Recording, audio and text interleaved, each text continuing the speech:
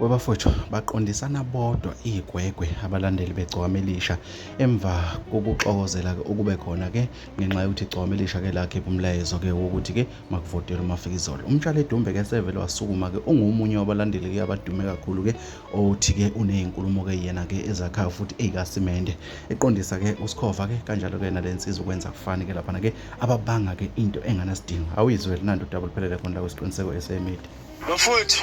umtshali Dumbe wenkulumo ezakhaya inkulumo engosimende inkabi yami lubi ulimi lakho khuluma kabi ngegama lomuntu ayilubi mfowethu especially ukhuluma ngegama lomuntu omlandeli kaMthandeni nawe umlandeli kaMthandeni lubi mfethu ulimi lakho nansi ke into ekumele siyi-understand uMthandeni uyena olandelwayo la uyena uthatha inqumo le ebese yitshela abantu abamlandelayo akusiyo abantu abamlandelayo abathatha inqumo bese beyitshela yena iqala na inkinga abalandeli abake babe ngabalandeli bayeke ukuthanda ukulawula abaculi njengoba uMthandeni eyibonile ingoma kaMafikizolo ukuthi inkulu ijabulelwa yizwe lonke maye sibona yena isidingo sokuthi kube yiyona ihlukanisa unyaka futhi adecide ukuthi angakhiphi ingoma engahle iphazamisa ukuthi ihlukanisa unyaka sina sizosupporta lokho kushiwo bani uMthandeni noma ngabe mhlawumbe kukhona la ungaboni khona ngasulinye nalowo mbono loyo kodwa ngoba umlandeli kaMthandeni kumele usupporte lokho uma kukhona umlandeli kaMthandeni o-emphasize inkulumo ekhulunywa uMthandeni awukwazi ukuthi ulwe naye uze uthi ufuna ukuthandwa ngabaculi noma yabona nje ukhulume kabi mfowethu ngoSkhova ukhulume kabi mfowethu uMthandeni ngo-2020 wayengenelile into yokuhlukanisa unyaka ngo-2023 wayengenelile into yokuhlukanisa unyaka ngo-2024 wayengenelile into yokuhlukanisa unyaka nisafina aphinda abuye nango-2025 azoyingenela nifuna ukuthi kuze kube njani azabe isicefe emphakathini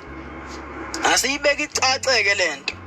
umphakathi mningi kunabalandeli bakaMthandeni abalandeli bakaMthandeni bancane kakhulu kunomphakathi so musani ukuthi ngoba nanibona umphakathi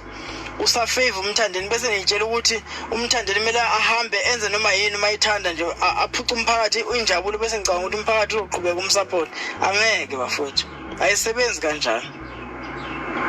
njengamanje into ekumele kufocuse kuyo ukuthi kuyovotelwa umusic video of the year noma i-record of the year sikubeke kucace futhi nalokho into esiyidinga kakhulu noma mhlawumbe ngibona ukuthi uMthandeni uyidinga kakhulu ukudlula konke umusic video of the year because i-record of the year useke wayithatha awucabange uMthandeni mayiphinde uthatha enye futhi i-record of the year nangonyaka ozayo ngizobe nisafuna ukuphinde futhi nithi akabuyela ayongena lapho bafowethu fundani ukushiya istage kusekuhle once naphambanisa uMthandeni nomphakathi kobe sekuphelile ngoMthandeni ayikho into ebuhlungu njengokubona umculo ephendukelwe niyakhumbula uScott Maphuma umphakathi wamphendukela kanjani niyakhumbula